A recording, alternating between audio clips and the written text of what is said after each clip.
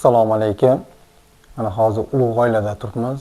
Ro'za Ramazon oyida qimor botqoqida, qimor qarzdorligiga uchragan insonlar shu qimordan chiqaman deb, o'yinlarni tark qilaman deb, yaxshi niyatda shu qarzlardan qutulish duolarini o'qib turibdi.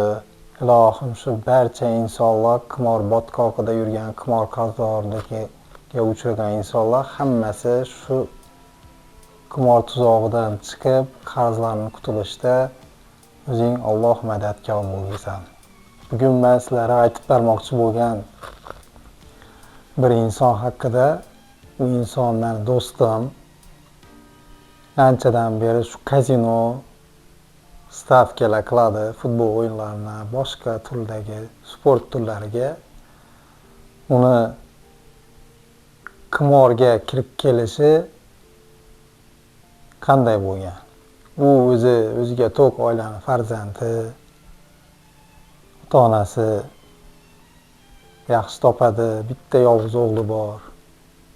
Toshkentda yaxshi oliy dargohlarga kirgizadi, u yo'lni bitiradi.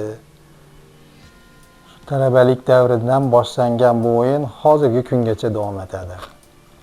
Hozirgi kunda bir katta rahbar, qo'l ostida 2000 ishchisi bor.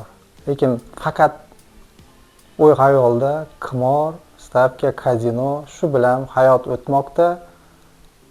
Lekin miyada shu o'yin, miyada o'yin tark qilmayapti. Uni shu men eslayman.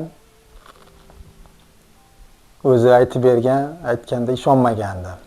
Chunki o'zim ham shu qimor tuzog'iga uchrab, uni aytganlarini endi tushunyapman.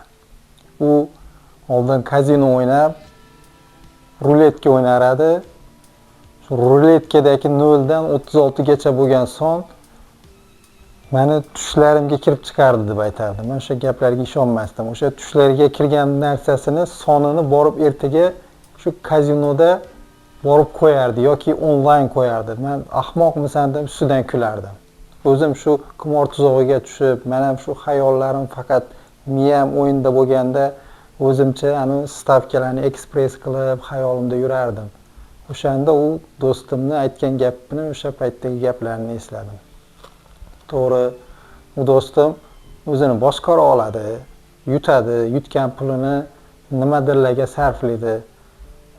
Baribir ham qimor tuzog'ining ichida o'y xayoli qimorda hozirgacha uning qarzlari ko'p. Oyligi yaxshi, topor tutishi yaxshi, mashinasi bor, uyi bor. Mashinasini, uyini yutqizmagan bo'lsa ham shu xotirjamlik, halovat yo'q bu insonda. Biz hamon gaplashib turamiz.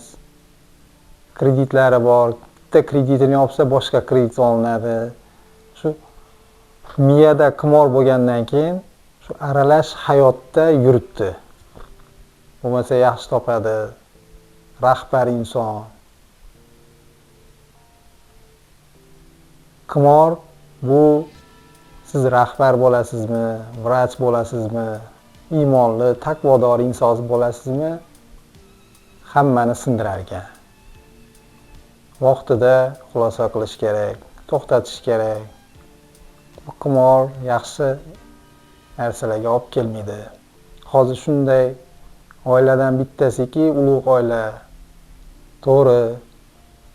Shunaqa insonlar bor, namoz o'qishadi, o'yi xayoli qimorda bo'ladi. Bu ibodati ham qabul bo'lmaydi bu insonlarning. To'g'ri, uni ko'nglida qimorni tashlash niyati bor, faqat ong ostidagi illyuziyadagi, miyadagi xayollar unga to'sqinlik qilyapti. Shuni bilingki, siz hamon o'ynayapsizmi? Yutqizishing aniq. To'xtatdingmi, sen g'olibsan. Hozir to'xtating, xulosa qiling, ertaga hayotingizni yutqizib yubormang. Ko'rishguncha.